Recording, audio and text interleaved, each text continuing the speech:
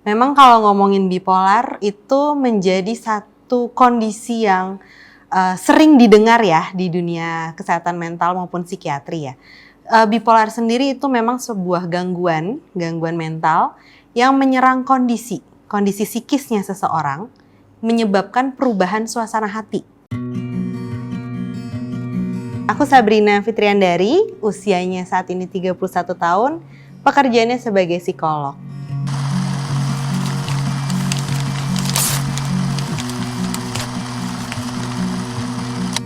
Ada beberapa ilmuwan gitu ya yang menemukan bahwa salah satu faktornya adalah kondisi genetik.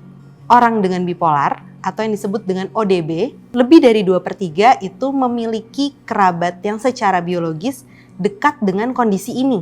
Tetapi bukan berarti semua orang yang memiliki kerabat biologis dengan kondisi bipolar itu mengalami hal yang sama ya, bukan berarti seperti itu. Tapi ada faktor lainnya juga nih, seperti lingkungan, trauma sejak kecil, kondisi emosional sejak kecil, kemudian konflik dengan orang tua, stres itu juga bisa jadi penyebab munculnya kondisi ini.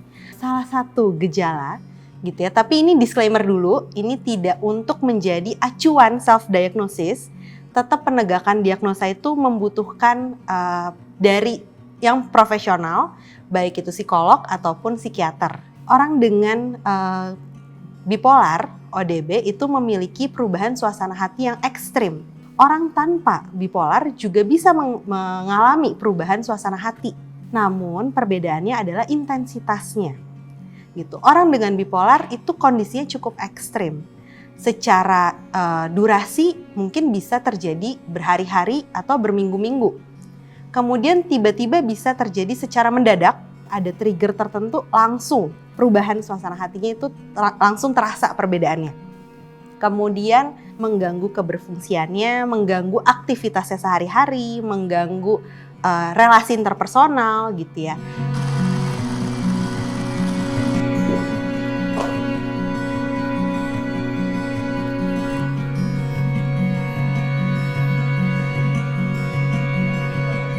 Gejala paling kerasa di aku tuh ketika aku masuk kelas kuliah, kemudian aku tiba-tiba ngerasa kayaknya orang-orang gak suka sama aku. Jadi aku mengeneralisir semua orang tuh kayaknya benci sama aku. Dari situ udah mengganggu pikiran aku dan akhirnya aku pulang ke kosan. Di kosan, aku mengurung diri aku selama 3 hari. Dan selama 3 hari itu aku cuma bisa nangis, tidur. Dan gak tahu alasan nangisnya tuh kenapa. Jadi kalau bisa digambarin itu rasanya seperti aku lagi di ruangan gelap dan aku di pojokan gitu. Karena waktu itu kuliah awal-awal dan aku baru beradaptasi dengan teman-teman lingkungan, aku gak cerita ke siapa-siapa. Aku mendem itu sendiri, makanya aku di kosan tuh bener-bener sendirian dan gak tahu mau cerita ke siapa. Dari situ aku berpikir kayaknya solusi dari semua ini adalah suicide attempt gitu. Aku cari di Google gimana caranya untuk mengakhiri hidup tanpa menyakiti diri sendiri. Waktu itu cerita ke psikolog, pertama kali yang aku ucapkan, aku ingin bunuh diri. Tapi aku nggak tahu alasannya kenapa. Bahkan aku ngerasa orang tua aku tuh nggak sayang aku, keluarga nggak sayang aku, dan aku ngerasa dunia ini kayaknya nggak adil gitu buat aku. Aku ceritain apa yang aku rasain semuanya. Setibanya aku digali juga waktu SMP seperti apa behaviornya dan lain-lain. Ternyata aku ada gejala mania juga. Gejala manianya tuh seperti misalnya aku punya rasa euforia yang berlebihan dari kecil dan lain-lain gitu. Jadi intinya aku cerita apa yang aku rasain, terutama suicidal thoughts aku. Karena itu yang paling mengganggu, bahkan fungsi sosial aku pun rusak gitu.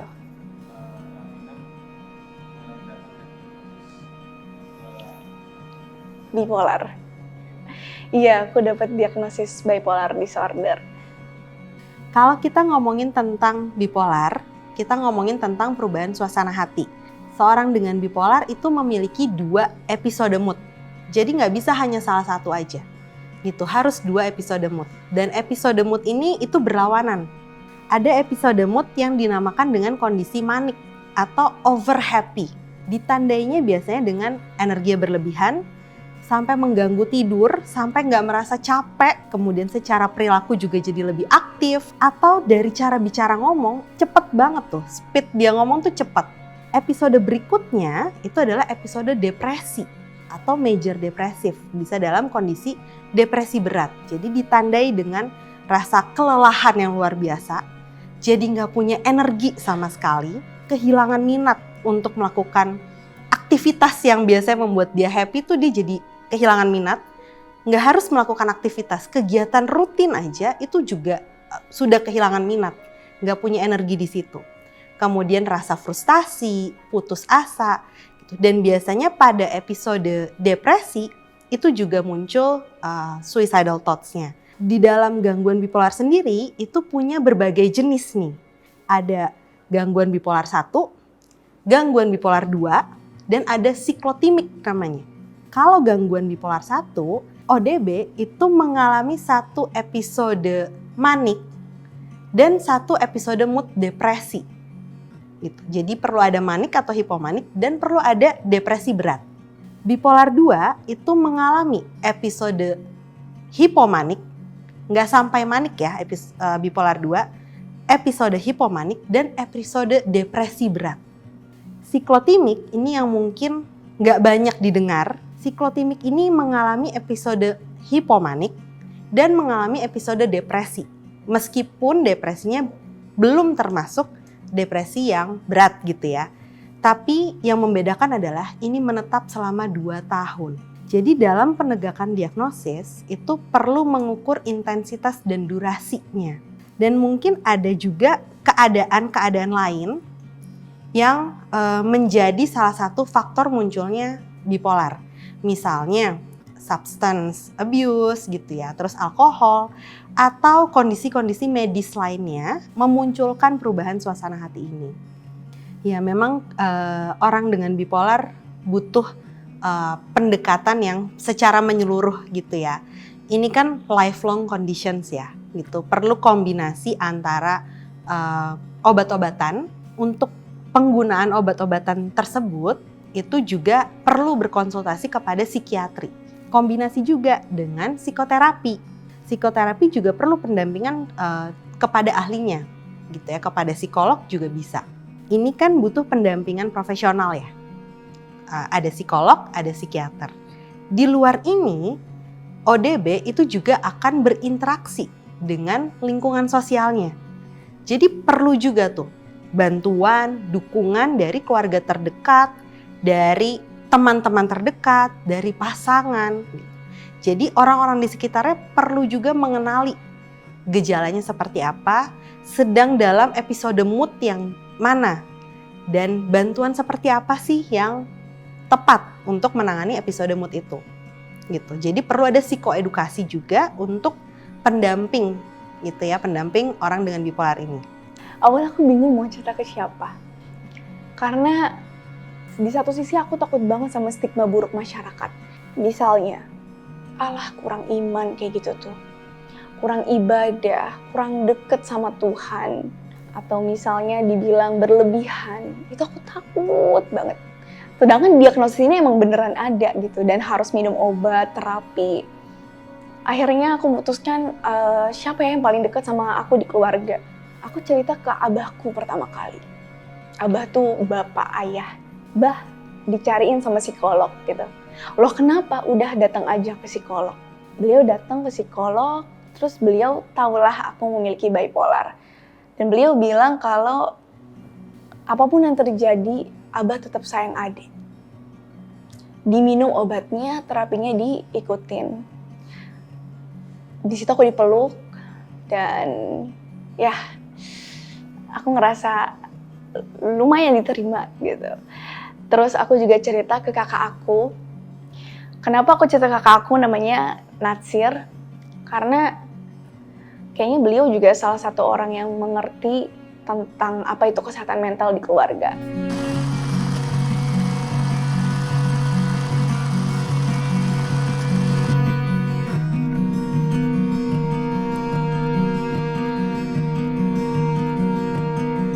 biasanya Afina manggil saya Mas Adan. Usia saya 26 tahun, saat ini saya bekerja sebagai dokter umum. Saya ingat betul, awal pertama kali Afina, saya curiga kalau memang ada masalah. Tapi masalahnya juga sebetulnya bukan yang sampai seharusnya besar gitu ya. Tapi responnya luar biasa, nangis kejer, mojok, teriak-teriak. Saya sebetulnya pribadi masih mencoba memahami pada saat itu, meraba, betul nggak ya sampai ke arah sana gitu. Akhirnya saya memahami bahwa di awal itu menjadi caregiver bukan hanya sekedar menemani, bukan hanya sekedar memberikan kepedulian, bukan. Tapi justru menjadi caregiver itu ternyata belajar tentang diri sendiri. Gak perlu kok jadi caregiver yang sempurna, yang harus semuanya standby, yang harus semuanya selalu ada, yang gak boleh pergi kemana-mana, enggak. Bagi saya, caregiver itu adalah sosok yang ada saat dibutuhkan. Tapi yang paling penting, bahwa biasanya yang dialami oleh caregiver itu, atau mungkin keluarga, atau mungkin saudara yang bahkan mungkin mereka nggak sadar kalau misalnya mereka adalah caregiver, mereka ketakutan. Wah, anak gue kenapa nih? Wah, kakak gue kenapa nih? Wah, adik gue kenapa nih? Kok tiba-tiba kayak gini, kok di luar orang biasanya nih? Jangan-jangan mungkin orang biasa sekarang mungkin stigmanya gila atau apalah, terserah. Intinya berbeda. Sebelum kita memvalidasi saudara kita atau teman kita yang punya masalah, kita harus memvalidasi diri sendiri. Dengan apa? Dengan ilmu. Yang paling sederhana mungkin ya mulai dari definisi. Konteks sekarang ya bahas tentang bipolar. Apa itu bipolar? Dari situ mulai berangkat dari faktor risiko, dari pemicunya apa aja. Bahkan sekarang juga diceritakan bahwa bipolar salah satunya yang paling berperan adalah genetik. Nah, genetik kan nggak bisa kita ganggu. Nah, yang paling kita bisa sentuh adalah dengan yang bisa kita atur, yang bisa kita cegah. Ya tadi mungkin salah satunya stres. Ya, stresnya apa aja? Banyak. Ada stres fisik, stres mental. Yang paling dikhawatirkan dari bipolar adalah ketika dia sedang mengalami fase, baik itu fasenya manik atau fase depresi. Dan biasanya kalau yang depresi cenderung arahnya itu yang paling sering suicidal thought. Sebagai caregiver kita justru mencegah supaya ke arah sana. Dengan apa? Kalau saya biasanya tanya dulu, apa jadi pemicunya? Biasanya akumulasi, tumpukan. Terus dicari cara untuk kita memvalidasi perasaannya dia seperti apa. Pada saat itu kondisi fase mereka, khususnya Afina, tidak memikirkan yang logis. Gue cuma sakit hati aja. Gue gak peduli, gue yang paling sakit. Nah, kita mau kasih teori, kamu harusnya begini, kamu harusnya begitu, gak akan masuk. Jadi biasanya kita validasi dulu perasaannya. Jadi caregiver tuh bukan status yang kita pilih, bukan status yang kita mau nih, gue jadi caregiver, enggak. Itu adalah konsekuensi dari yang kita harus lakukan sebagai keluarga di saat punya saudara yang mengalami masalah mental. Saat ini memang penyebarannya sudah semakin meluas, apalagi informasi. Banyak sekali media-media yang juga membantu untuk menyebarluaskan informasi mengenai kesehatan mental, informasi mengenai bipolar. Dengan adanya akses informasi yang bisa dicari, gitu, baik itu di YouTube atau itu di Google, gitu ya, atau itu di sosial media, gitu, itu membantu untuk meningkatkan kesadaran kepada diri sendiri terkait apa yang dialami. Mungkin juga belum terdiagnosis atau juga mungkin belum sadar nih. Nah, pencarian informasi ini tidak digunakan untuk diagnosis pribadi gitu ya, tapi perlu untuk tahu sebenarnya itu seperti apa, mengedukasi diri sendiri. Nah, penyebaran informasi ini juga membantu untuk para caregiver gitu, atau nggak harus caregiver. Orang lain pun juga harus tahu bahwa ada kondisi yang dinamakan bipolar. Adanya akses informasi yang cepat gitu ya, itu membuat seseorang perlu menseleksi informasi yang diterima. Karena biasanya banyak informasi itu gejalanya itu cukup general. Bahkan kalau secara profesional gitu ya, kami menggunakan buku DSM 5TR untuk menegakkan diagnosis. Dan terkadang dalam buku DSM juga sering kok kayaknya mirip saya ya, jadi sering cocok logi gitu sama keadaan sendiri. Karena ketika gejala itu berdiri sendiri, mungkin rasanya cocok ya. Oh, saya pernah nih mengalami kelelahan energi. Saya pernah menarik diri dari lingkungan sosial. Ya mungkin semua orang pernah mengalami hal itu. Nah, ada indikator lain loh, selain gejala aja. Perlu ada intensitas waktu, perlu ada durasi, perlu ada juga seberapa perilaku yang menyertai. Nah, hal ini itu bisa diketahui ketika sudah berdiskusi dengan yang memang mempelajari gitu ya, dengan yang profesional. Jadi ketika menerima informasi, boleh itu menjadi knowledge, awareness, tapi perlu seleksi. Sehingga tidak cocok logi untuk menegakkan diagnosa. Karena proses penegakan diagnosa itu perlu banyak tools. Ada wawancara secara klinis, ada wawancara background, mungkin juga dibutuhkan pemeriksaan lebih lanjut.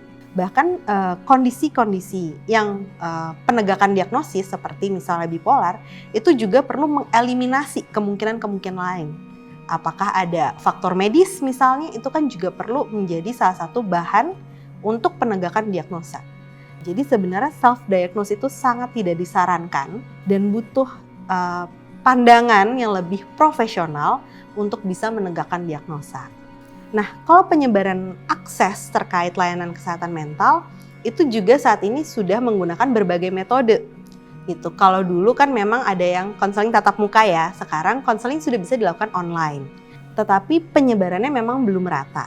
Mungkin di beberapa daerah membutuhkan akses yang lebih jauh misalnya untuk mengakses layanan-layanan kesehatan. Sedangkan di daerah tertentu mungkin lebih mudah aksesnya. Gitu. Jadi meskipun sudah meluas, memang perlu penyebaran informasi dan fasilitas layanan kesehatan mental yang juga dapat diakses. Terlepas dari akses dan informasinya, menjadi penting sekali untuk mengedukasi bahwa kesehatan mental itu bukan lagi hal yang tabu saat ini. Bahwa konseling itu bukan hal yang tabu loh. Bukan hal yang tabu dan itu memang diperlukan gitu ya untuk penyembuhan atau penanganan kondisi-kondisi mental. Atau tidak sampai penanganan, pencegahan. Pencegahan juga bisa dilakukan dalam konseling dengan profesional.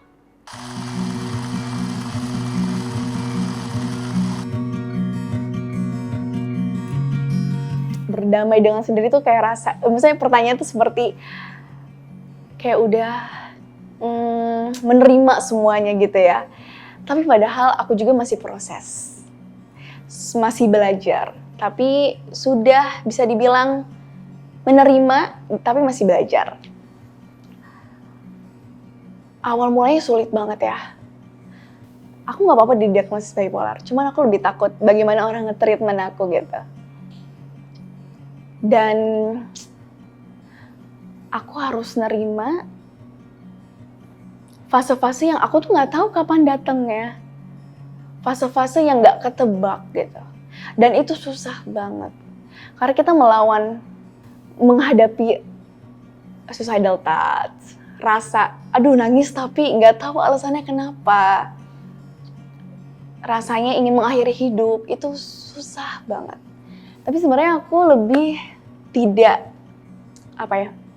denial dengan ini semua. Ini sulit banget pasti, sulit banget. Tapi ya aku harus terima kalau aku itu marah sama keadaan ini, gak suka sama keadaan ini. Mungkin memang berat sih didiagnosis bipolar. Fase yang kita nggak tahu ini tuh fase apa sebenarnya. Misalnya ada fase depresi, menurut aku paling berat tuh fase depresi ya.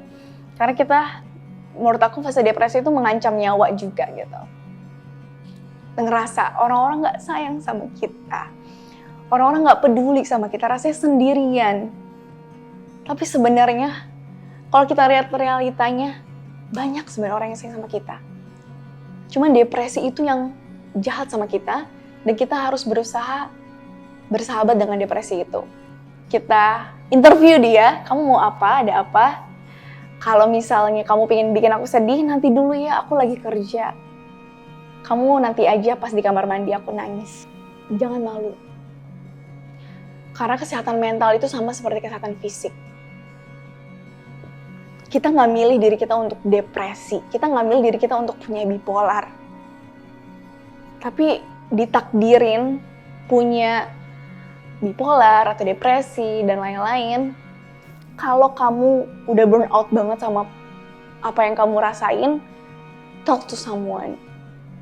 Cerita. Kalau bingung mau cerita ke siapa, cerita ke notes atau tulis. Jalani terapi yang udah ada.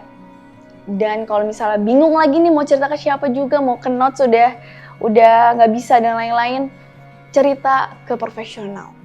It's okay to seek for help. Kita pahami bahwa kepala orang beda-beda. Tumbuh orangnya juga beda-beda. Pola didiknya beda-beda.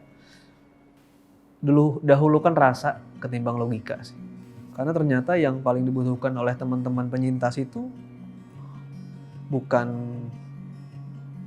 marah-marah, bukan denial, bukan, tapi cukup dipeluk, cukup ditemenin, cukup didengerin. Jadikan momen caregiver ini jadi kesempatan untuk belajar lebih jauh tentang manusia sih sebenarnya. Kebetulan itu kontennya menjadi manusia, ya justru dengan gak cuma penyintas yang jadi menjadi manusia, tapi caregiver pun bisa belajar jadi lebih memanusiakan manusia, apalagi keluarga. Di harapannya ke depan sih kita semua berkolaborasi untuk belajar, untuk mencobalah fokus dengan yang dekat dulu. Contohnya sekarang ke Afina, saya fokus ke Afina. Nanti mungkin dari situ bisa banyak orang yang terinspirasi, bisa banyak orang yang belajar, dan saya juga masih bisa belajar dari orang lain. Dan ini bukan ada end goal-nya enggak, tapi terus akan sampai saya nanti dipanggil sama yang di atas. Ketika orang nggak paham gitu ya, kondisi bipolar misalnya, itu banyak stigma ya yang sering didengar. Ah, lo lebay, lo caper banget sih, atau drama queen misalnya. Gini doang padahal. Untuk orang-orang gitu ya, ketika tidak bisa ngomong sesuatu hal yang baik, jangan ngomong apapun. Karena kita benar-benar nggak tahu kondisi dan struggle orang-orang tersebut. Kita nggak tahu apakah dia sedang melalui trauma, kita nggak tahu apakah sedang mungkin proses grieving, kita benar-benar nggak tahu kondisi dari orang tersebut. Dan buat orang-orang yang mengalami kondisi mental ini pasti sangat overwhelming. Mengendalikan ataupun mengetahui, menyadari bahwa punya perubahan mood yang sangat spesial, perlu cara yang spesial juga untuk bisa menangani itu pasti sangat overwhelming. Dan menerima kondisi, diagnosis bipolar atau diagnosis kesehatan mental lainnya, itu merupakan sebuah proses. Jadi kalau sedang merasa shock, sedang merasa denial, itu bagian dari proses penerimaan. Coba mencari bantuan profesional, coba mencari komunitas. Mungkin dengan bercerita kepada orang-orang yang mengalami hal yang sama, itu membantu meyakinkan ke diri sendiri bahwa itu nggak apa-apa loh kalau lagi nggak baik-baik aja dan nggak sendirian. Didukung dengan adanya support yang tepat, didukung dengan adanya penanganan yang tepat untuk kondisi ini, itu juga membantu untuk pemulihan, untuk penanganan.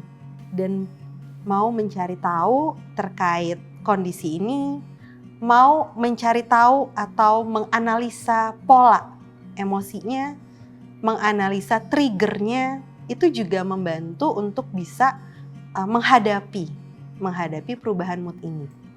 Dan semua orang, baik mereka yang tidak mengalami atau mereka yang mengalami perjuangan dengan kondisi kesehatan mental, semua orang berhak punya hidup yang bahagia, berhak punya hidup yang produktif, berhak untuk bisa punya relasi yang baik, dan pada akhirnya semua proses ini akan mengarah ke situ kok.